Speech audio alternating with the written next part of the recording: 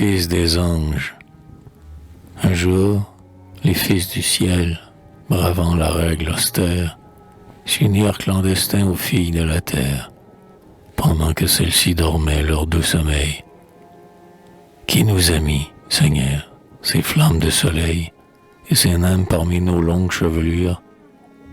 Quels étaient ces baisers chauds comme des brûlures que la nuit chaste a vu se poser sur nos fronts? C'est d'un mal inconnu, divin, que nous souffrons, et nous n'avons jamais été comme nous sommes. Ainsi dirent tout bas les épouses des hommes, le matin, en peignant leurs cheveux. Et depuis, on les voyait rester longtemps autour des puits, immobiles, avec la cruche de grès rose à l'épaule, disant parfois « c'est une chose grave » et se concertant jusqu'au soleil couché. Hélas, pendant la nuit du mystique péché, elles avaient conçu sous le baiser des anges. « Ah voilà, femme, voici des rejetons étranges », crièrent les époux quand les fils furent nés. « Et c'est mal à propos que vous nous les donnez. » Leur front a des lueurs d'étoiles qui se lèvent. Leur œil jette l'éclair comme l'acier du glaive que les jeunes guerriers portent pour le combat.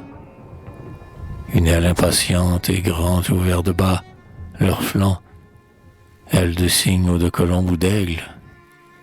Et quand leur chevelure ardente se dérègle, c'est comme un bélier d'or secouant sa toison. Voici le déshonneur entré dans la maison. Mais d'où qu'il soit venu, nous voulons qu'il en sorte. Nous ne fûmes jamais enfants de cette sorte. Les nôtres sont cagneux, bossus.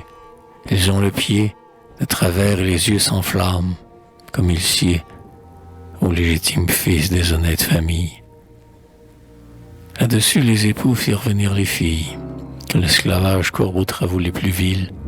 « Vous allez emporter ces bâtards, dirent-ils. Vous les exposerez loin de toute citerne, dans un bois que le cri des lionnes consterne, sans eau, sans fruits, sans pain.